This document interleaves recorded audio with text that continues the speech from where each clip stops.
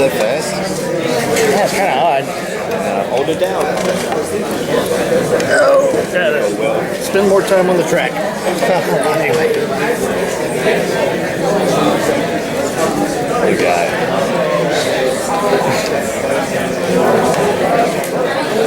One more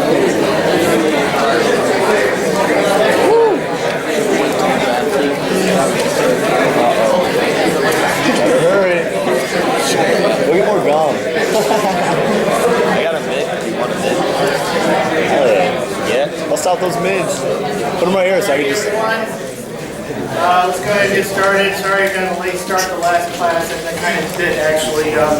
Next Wednesday I'm gonna have to go kind of fast. It didn't help that last person didn't go rate some board. We're supposed to rate some board. Anyway, I'm a little bitchy today. Okay, so what I want to do is, so this is not technically the second hour. I hope it's okay that I do it this way. Again, I'm doing it for you. It doesn't matter to me. And this is supposed to be a problem-solving hour. I find that, we just started, so I certainly don't mind you ask me questions. You're kind of supposed to, right? Technically, I prepared half the lecture, and then you need to ask me questions for the other half of the lecture. So I've done this is the 10th time I've done this. I've written so many freaking notes that I can just sit here and talk for an hour. I will not go over new material. I'm just going to help you with the material we already covered. Hence, that's why I want to do it in this order. I think it's very strange to have the extra hour ahead of this hour. That doesn't make a lot of sense because I can cover some of the math, some of the theoretical underpinnings, some of the example problems of that which I just talked about. Because it will probably be on the homework that's due Wednesday, so it makes sense. So I have, again, these Fridays, I have enough to talk about for an hour, and I will do so. You can stop me because you're kind of supposed to with the question. And I'm glad to stop. That's why I'm really technically here. It's just if you don't have anything to ask me, you kind of should, but if you don't, I will use the time and you're better off for it.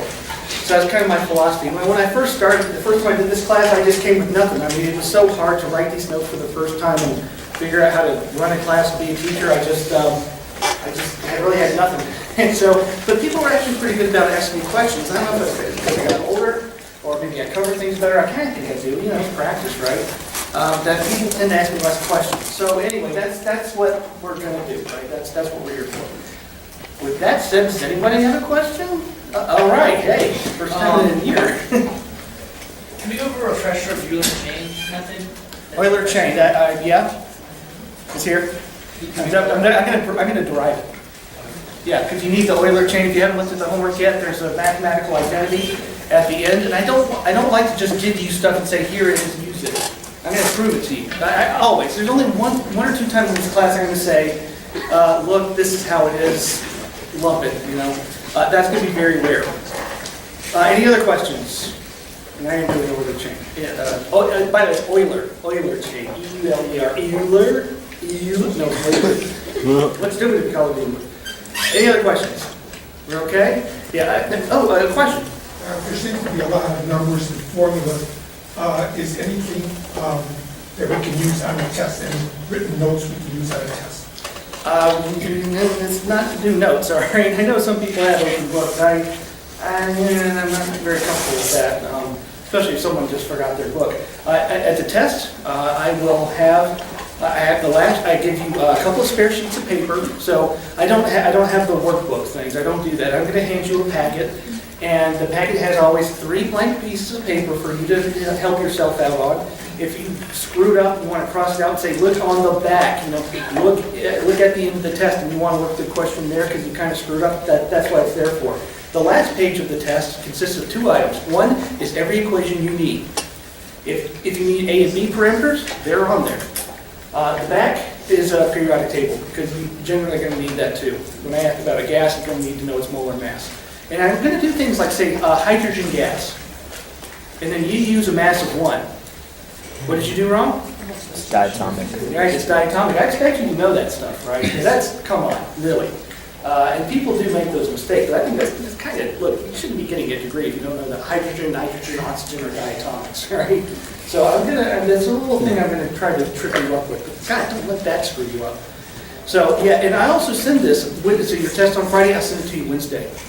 I don't, my first class said, oh, we want it early, give it to us early, and I don't quite know why, but whatever, I'll do it. If you want it, I'll do it. So, other questions? We're okay? All right.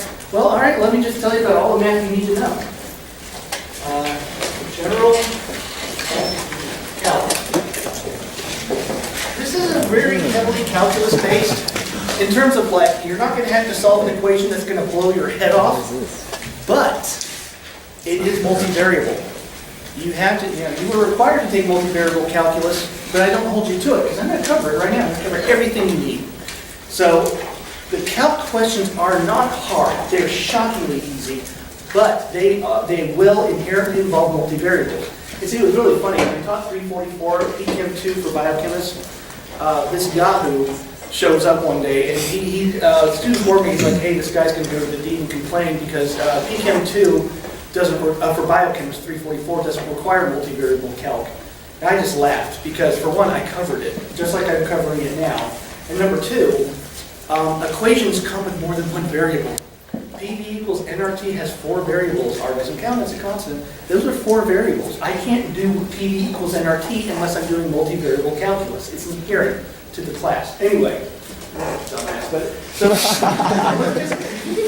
let me just work some examples. And I swear to you, this is as hard as it gets. Oh wow, look at that. Okay, 3x squared. I'm going to start with integration. We don't really do much integral. We do a lot of derivatives. It's just inherent to the nature. Remember, plus a constant. Okay, so remember that integrals are derivatives run backward. It's kind of funny. People have a harder time with integrals than derivatives, and I kind of see why. Like, look, let me take the derivative. 3x times 2 over 2, 3x. Derivative of x is 1. Okay, it works. Now let's add limits. We're gonna do this just a couple of times, and we will have limits. And remember, the symbology is like this. I'm not really hung up on that. So let's see. What is this? 12, 6 minus 2 is 4. Yeah. 4. There we go. The other lower limit 0. Let's see. Anyway.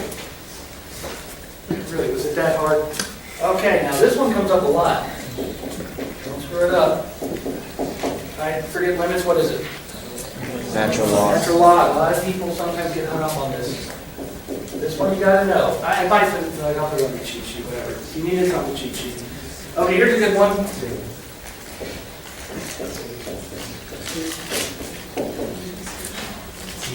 K.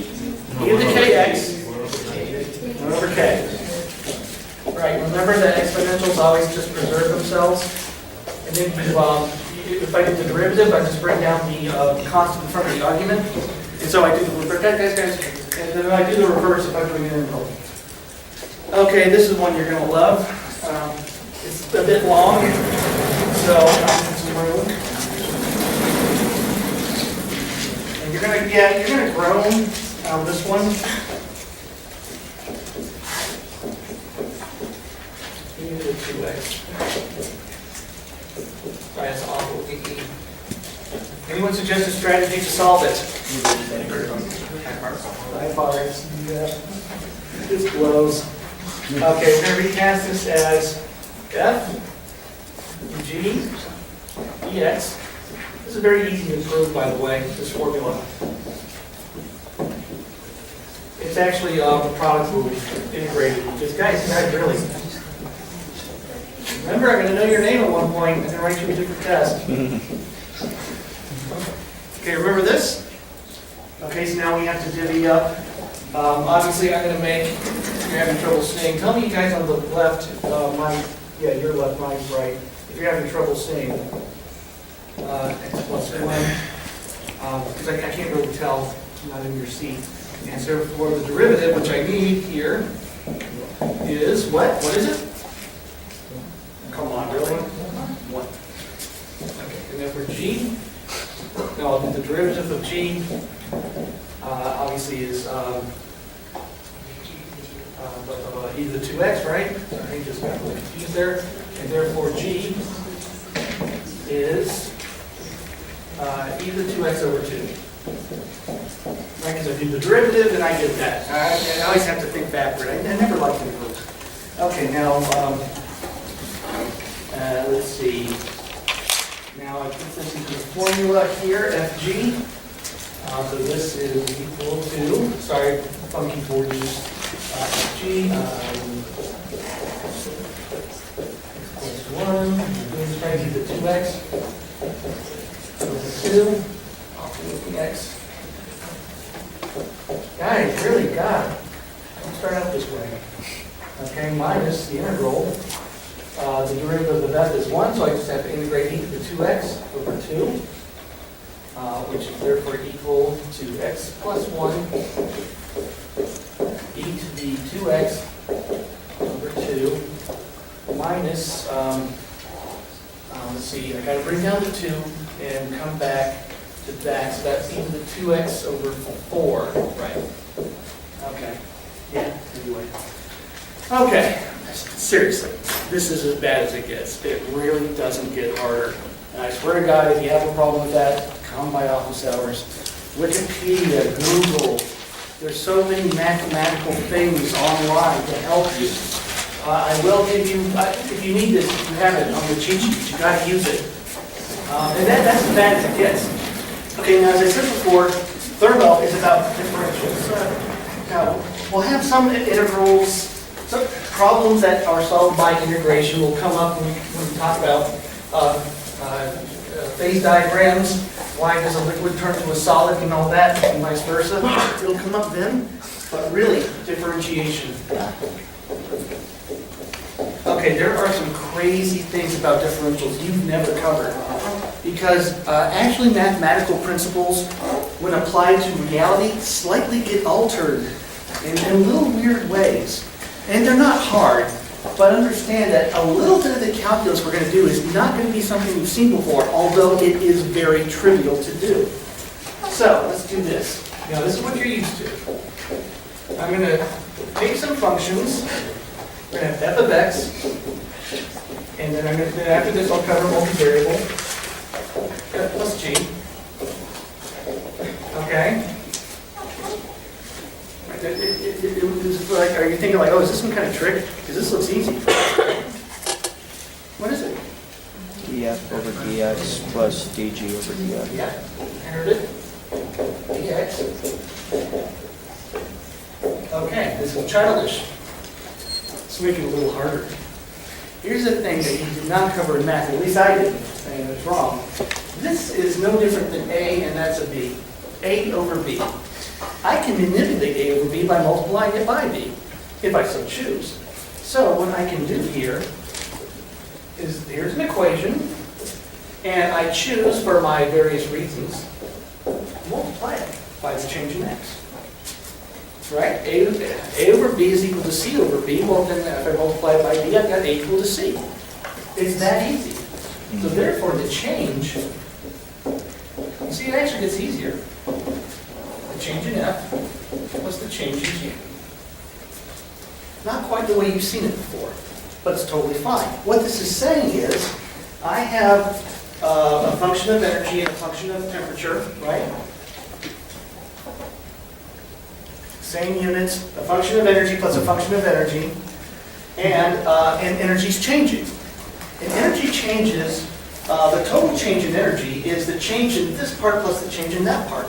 That's how you read equations. You can make these equations into words, into sentences that a child could understand, and that's how you do it.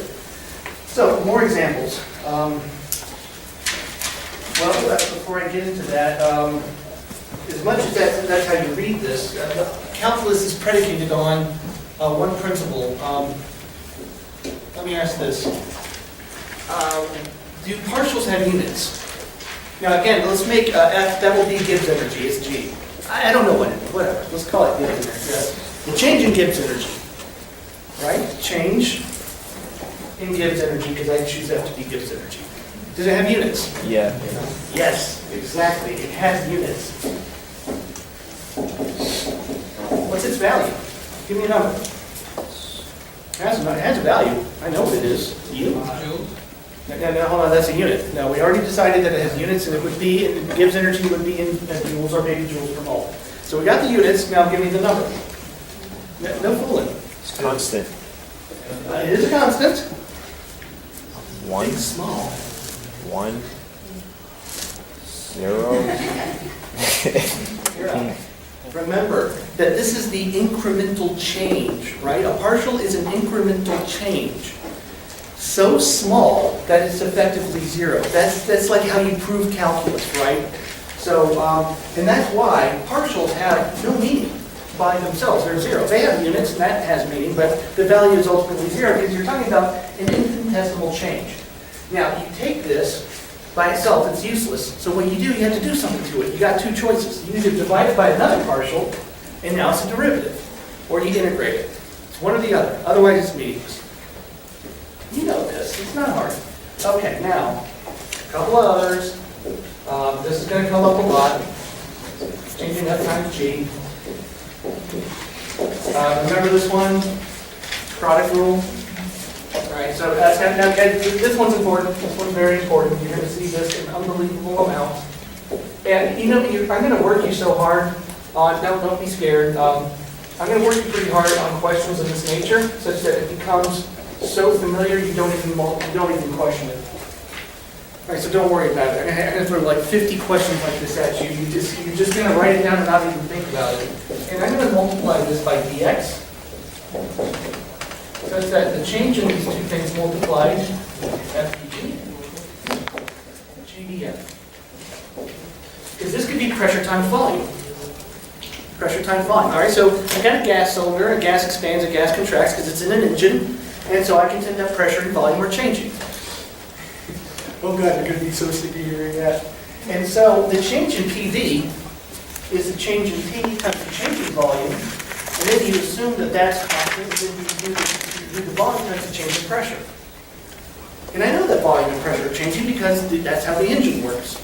And so this is how you're going to analyze the change in P times V, which is energy. And that's how you know how much gas it takes to move down the street. So there you go.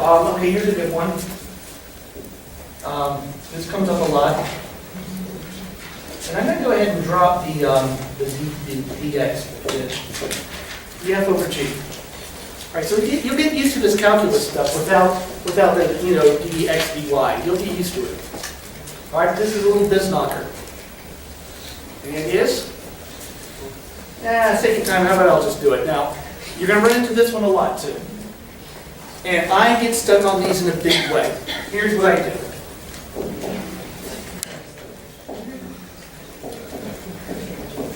Do this. Well, come on, all right? Not freaking 4th grade, all right? So, do this. Anytime you're stuck, do this. It makes everything much easier. So I'm going to have, how about I'll do the change in F. I'm going to work backwards than I did last time. And then I keep G, I leave it alone. It is to the -1, so I'm just going to go ahead and divide by G. Now I'm going to leave F alone, and I'm going to take the derivative of G. See, it's just much easier when I have it this way, because I know that's going to be minus G to the -2. Now, we also, again, I can't assume proper calculus. I hope you remember this because I can't really explain it. It's the, what is it, the chain rule? When you have to take the derivative of a function and then there's a function inside the function, and you take the derivative of that, you remember that? So you have to do that. You have to do that here. Another way I know it, because this is 0, this is 0 because partials are 0. This has to be 0 too. That just wouldn't make sense otherwise. So anyway, when I say functions and functions, you keep doing derivatives until you're done.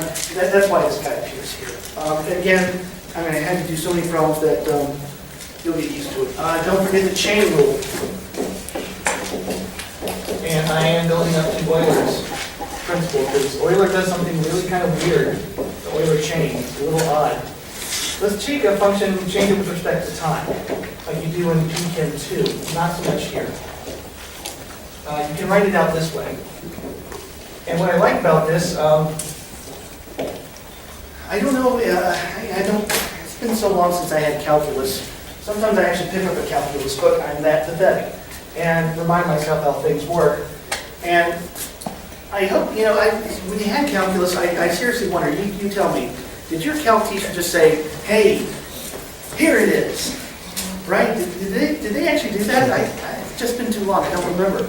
Actually, I had it in high school.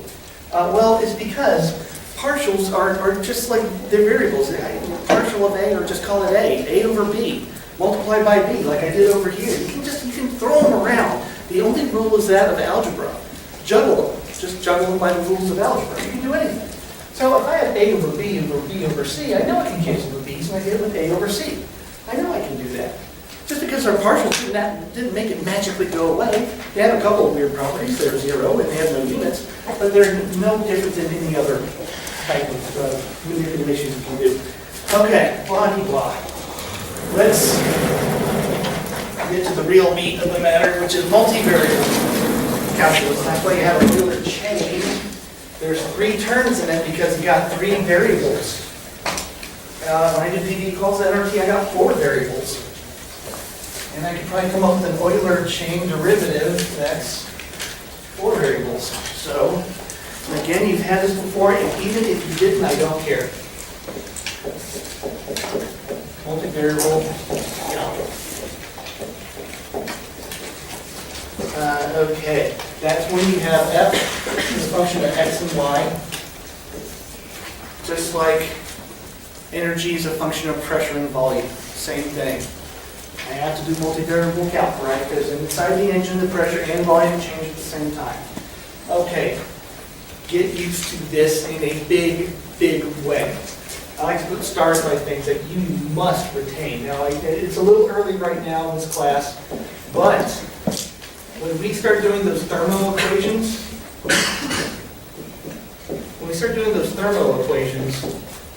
you can't remember all 48. You absolutely are unable to. So I put stars by the ones that you've got to remember, which is only a handful of them, like 5, and you use those to derive the other 43. It can be done. So just remember that, it's coming up. Now, when I write this out, I have to do something a little funky. Something you may not have seen before, whether you took multivariable calculus or not, and don't tell me if you didn't because we can't be in this class. So it's this. And this means it's constant.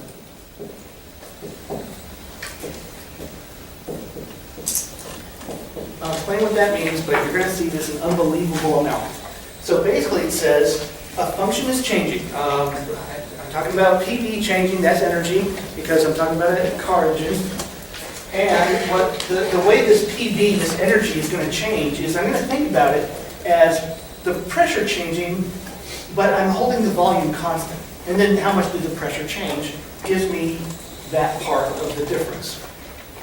Then, because pressure and volume changed, I'm going to let volume change while I'm holding the pressure constant.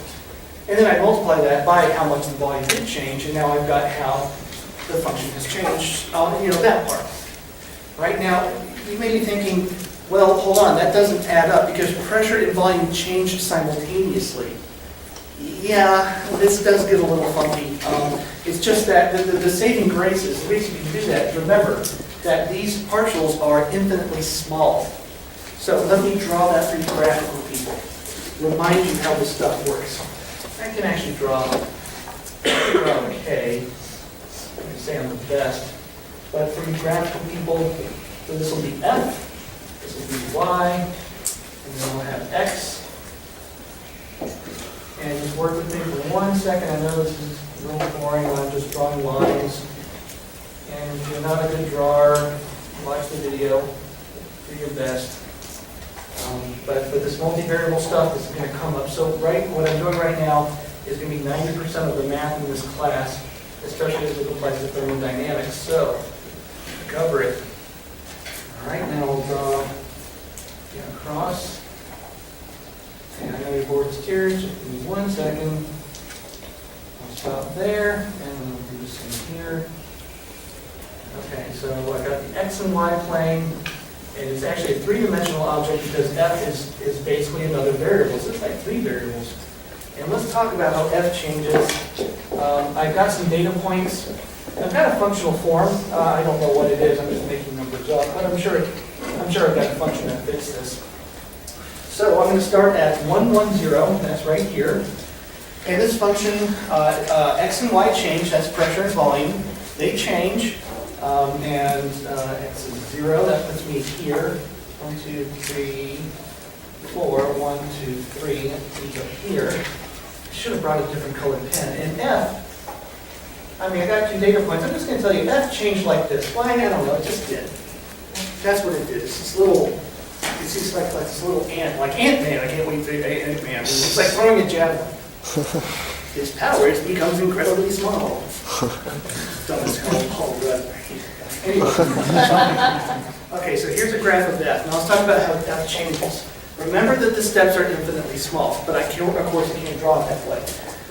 First one, I'm going to change X. I'm going to change X while holding Y constant. Now that means X is this way, so that means I'm taking a step in this direction. It's a small step. I'm trying to draw that parallel with X. Obviously, I can't quite get it right. And then I'm going to see how much F changed by looking up. Okay, so then this part is the change in F. God, I'm sorry, this is probably really hard to see. This is how much F changed when I perturbed X while holding Y constant. I didn't change Y, I just went right at the line. Okay, next step is to hold X constant and change Y. That looks like I have to do this. Okay, that's the change in Y. And then here's the change in F, that's that one. Sorry, God, this is awful, isn't it? Sorry. This is the change in Y. Sorry, I didn't draw that very well. Sorry if I screwed up the drawing. And on and on and on. Do that one more time. So I hope you kind of can see this. I can't draw something three-dimensional on a two-dimensional board. Doing my best, though. Anyway. All right, so you graphical people, so now imagine then again, you've had calculus. What you do is you make those changes in change in X and change in Y infinitely small, and you know that you basically got this kind of situation. So this is like the change in, what is this, change in Y, it doesn't matter. And what you're doing is basically saying that this is the change in F, whereas this arc is the change in F, actually. So it looks like I'm a little off. But if I make this smaller and smaller, this little line will actually perfectly follow the arc if it's small enough, which is infinitely small. So anyway, just count the heads before, no big deal. Keep some of your drawing is late. Okay, let's do something real fun. And what am I going to do? Let's see here, let me toss this up. Okay, yeah, I'll work through a couple of examples. Just again, this is childish level of math. But pressure times volume, by the way, that's good. I spent half the class and talking about pressure and volume changing. And since they both change simultaneously, we're going to do it this way. And I promise it's not, none of this is really all that hard, but it's just a lot of stuff. 48 equations coming at you. And that's where this class is hard. 346, that's where the math gets pretty unfortunate. Let's make F of X and Y equal to X times Y. Why X times Y? Well, it's B times B. I'm just not calling it C and B yet. You're used to X and Y, so that's why I'm covering it this way. But later it's going to be P and B.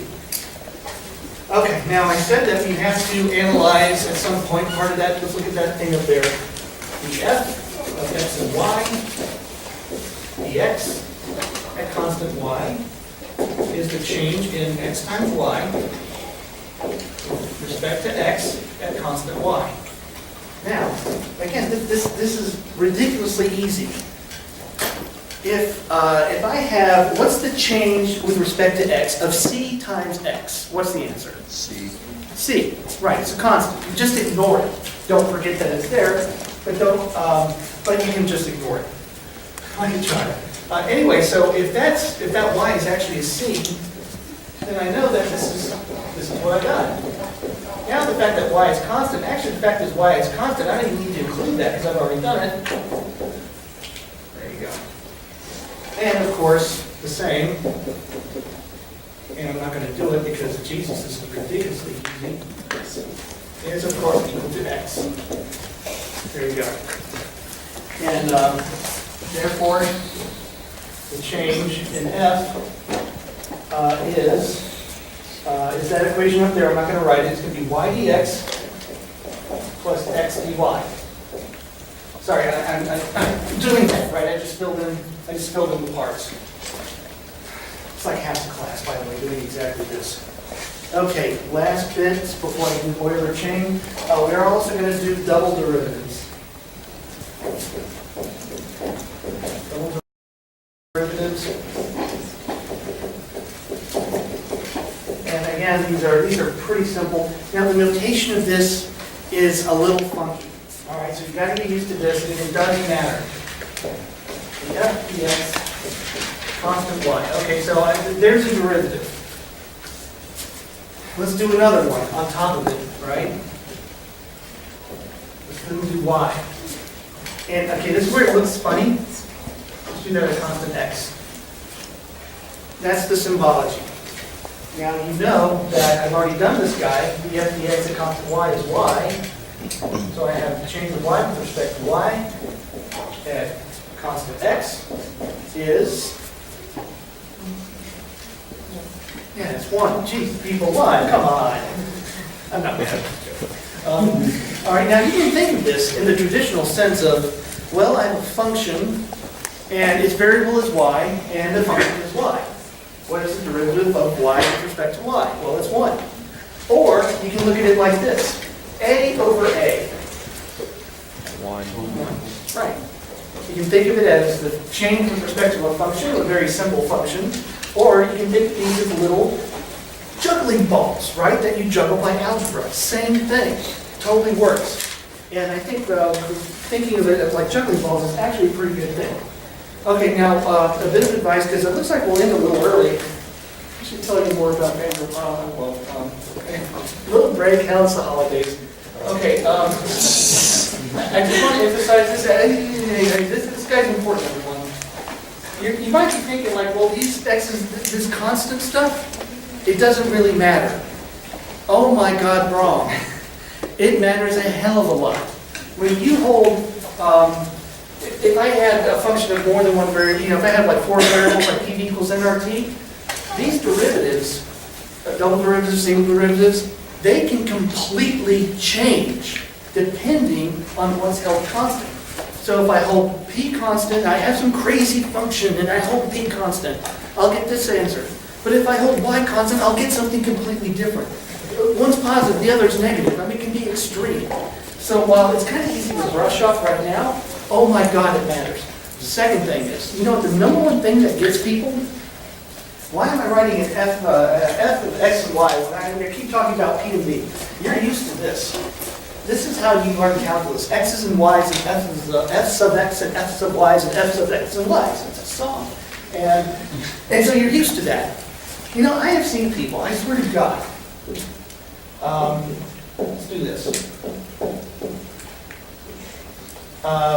Wait. Sorry.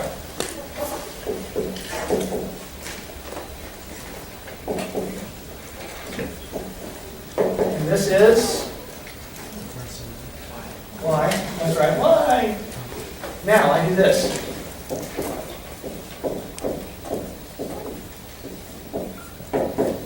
E. Right. Now you're at a test. I think you thought that was easy? Thought that was easy? Now you're at a test. Now you're stressed. Now you can't do it anymore. I swear to God, this happens all the time. You've got to really get over the fact that you learn calculus with S and X and Y's. Isn't it B? B? Yeah, B. That's what the hell.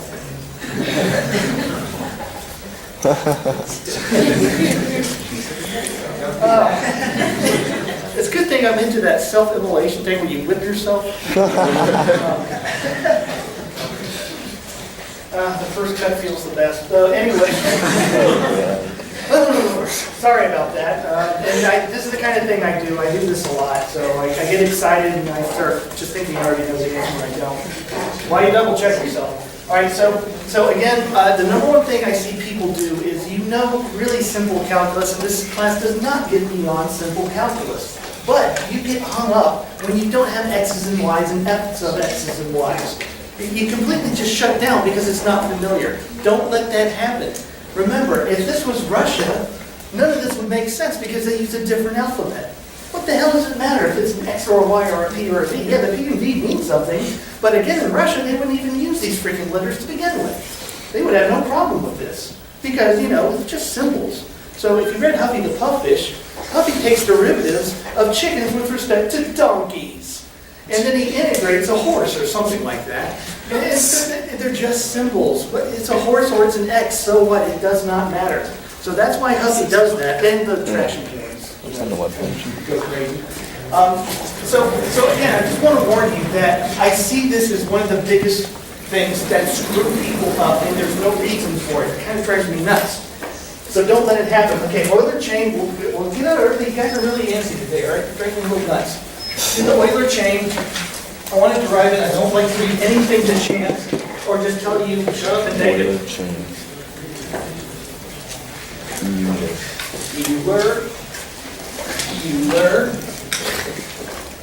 Euler. Stop here is Euler. Yeah, that old one. Okay, Euler chain. Let me point out, actually, Euler chain.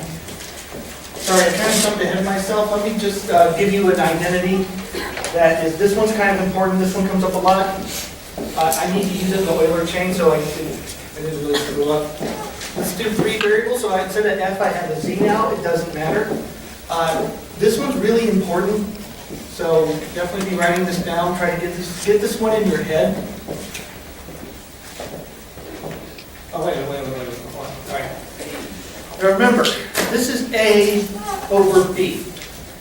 A over B is equal to 1 over B over A. If you get stuck with that, remember what I said, put it in your calculator.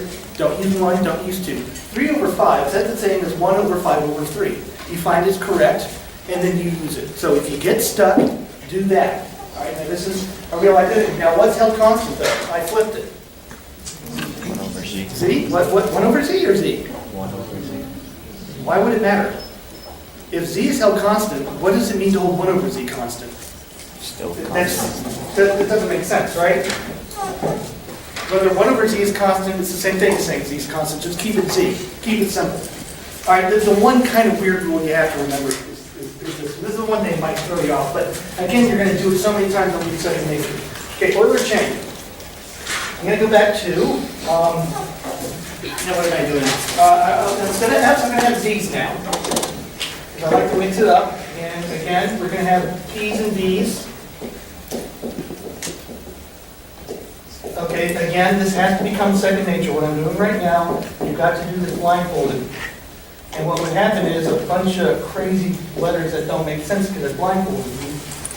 But regardless of it, this has got to be second nature. Now again, I now have an equation. I'm going to multiply it by 1 over b. My b will be the partial of x. Now, not a lot I can do with this. This is a derivative. It's a number. It's 5. I can't do much with that, so I'm going to do something with this. Same here. This is kind of done. It's a constant now. I just multiplied it by 1 over a number. 1 over a thing. 1 over b. It doesn't matter. Now, I have a second job, though. When you do this, and you're going to be doing it plenty, you have to hold something constant. It's multivariable calculus. You're not allowed to just do this without making another decision. Now, here's the funky thing. You can decide to hold whatever you want constant. Now, of course, you need to get it right. While you can hold anything you want to constant, I'm working on it, I haven't decided yet. You can hold whatever you want constant. That's legit, mathematically, it's legit. It just doesn't answer the question I gave you on the test. That's, okay, so it is kind of important. I choose to hold Z constant. Why? Just because. Okay, here's a good one. What's A over A with well, who cares, held constant? Yeah, it's 1. Okay, this is gone. 1. It's not 0, it's 1. This guy. So the change in something not changing divided by a horse is 0. This is 0. I decided it was 0. It's constant, there's no change. A change, a 0 over a goat is 0. Okay, this, I don't know. You have to leave it. Okay. A little bit of calculus. Sorry, calculus. No, I'm done with calculus. Now I'm doing algebra. Let me make sure I'm following my notes correctly. I'm going to bring this guy over. Back to y. And I have picked up a minus sign, but I'm going to multiply by -1. And I'm going to put the minus over here. And I'm just writing this one.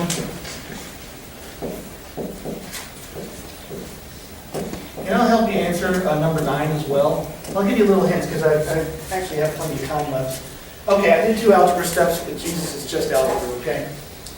All right, now this is it. This is the Euler chain. It's not the way I expressed it on the homework, and it's good to flex our math muscles. I'm going to use this. See, what do I want to do?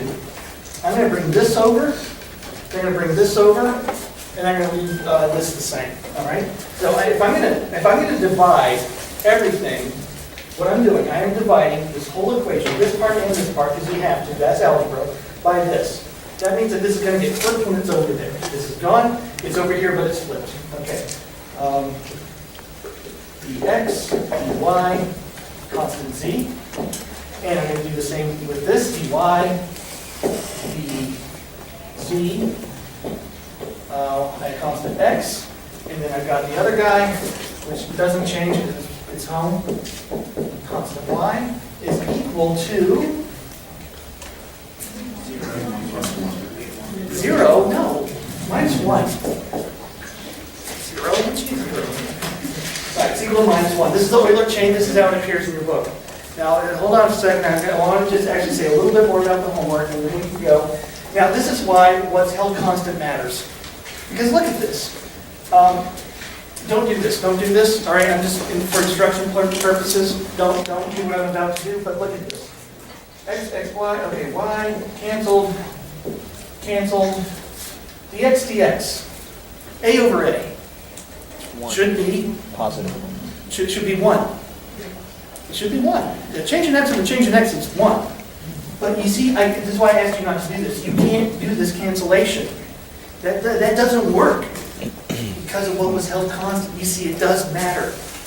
Not just because of, the mathematics will actually dramatically change. Instead of pressure, you'll get volume depending on what's held constant. But you can't do this trick. This is not the chain rule works. This doesn't, because this doesn't apply. The chain rule does not apply because what's held constant changes. You can't do that. Hence, you don't end up with 1, which seems like you would. You end up with a -1. That's the variables held constant. Doing that. Okay, last bit, and we'll end there. Now, take homework, which I believe is the Bernoulli equation, which is the same thing as van der Waals. So what happened was that when van der Waals got the Nobel Prize, people started coming up with variants of the van der Waals equation because they're jackasses. They were just trying to suck the guy's fame, which is really good. But so this student, Bernoulli, he says, well, I'm going to take this term and divide it by t. And now I've got my own equation. Where's my Nobel Prize? Well, you're a jackass. So a lot of people did this. They started modifying van der Waals' equation, trying to steal some of his fame, which was really stupid. But anyway, so Bernoulli is the same thing as van der Waals with the 1 over t over here, whatever. The idea phenomenologically was that if something's very hot, then they don't really attract each other. Yeah, I guess, whatever. So now notice, I asked you to do, I think it was dVm dt. I think that was the question. But it doesn't matter. Okay. Change in f with respect to x. F is going to be x squared plus x plus ln x plus e to the x, yada, yada, yada. A bunch of x's. F does not appear on the right-hand side. F of x, which is on the left, and doesn't appear on the right. If I have f of x is equal to x squared plus f of x, I've got a bit of a problem. Right? Now tell me, how do you get Vm on, how do you get Vm equals to stuff without Vm? You don't. Right, you don't. You can't. Meaning that the mathematics you learned, you can't do this directly. This works. So let me show you. let's do change, bend over backwards. Dy constant z is equal to, let's see, I'm going to make x dm, y t, and z will be p. And so what I'm going to do is I'm going to bring this guy over here, minus dz, dy, constant x, and I'm going to bring this guy over like this. Sorry, bad handwriting. Okay, now remember, I cannot get dm is equal to this over here. Now, to tell the honest truth, there are mathematical techniques, like if you took Calc 4, Calc 5, there are ways to actually do this without modifying the equation, but you didn't have like Calc 5 or Calc 6, all right? But this does work. So notice that I do have this in the form of p equals, so I can do the derivative of p with respect to these other variables because I have it in the right form. P equals to stuff without p. If you try to put v over here, vm, you can't ever do it fully. It's always going to be vm is equal to something with another vm. You're stuck. You don't. That does not work by the calculus as you have learned it. Now look what I've done here. Z is p, y is t. So this is dp dt. That's not hard. Look at this. The first term is r over vm minus p. That's very easy. Look at this term. You divide it by the change in p with respect to vm. It's a little bit harder, but very doable. Now, another rule of this class, you never simplify anything. So, you can do dp dt, dp dvm. Don't forget the minus sign, right? Don't forget that. Do those derivatives and put one on top of the other, and you get full credit. And so here's the thing, folks. I know that in Calc class, you're always, okay, simplify the answer. Look, we have big computers now. You got to understand that our education system was derived for thousands of years, really, without computers. Up until really around 1980, did people have computers. And computers are super powerful now. Remember that your iPhone has more computational power than the Apollo lander. That's true. God, those guys are incredibly lucky to be alive. It's ridiculous what they did. That was just obscenely dangerous. It's like freaking Wile E. Coyote strapping a rocket to his back. So because we have big computers, I don't need to simplify things. Even when they had, even back in the 50s when the first computers were built, they still had to simplify things because they were just so primitive. They couldn't handle a lot of variables. So you reduce the variables by simplifying things. You don't need to do it anymore. So I'm not going to require you to do it. Number two, let's say, well, I feel like simplifying it. Great. And you make a mistake. Well, guess what I'm going to do? You didn't give me the right answer. You got this part right, and I was willing to give you full credit. You decided to simplify it, and you got it wrong. You did not give me the right answer, and you did not get full credit. That sucks. I'm sorry. So don't do it. Because I just, you don't need to do it anymore. So anyway, okay, I've talked long enough. I'm going to give you all a 3-minute break. Any of you have questions, you can come down. I do have to go leave.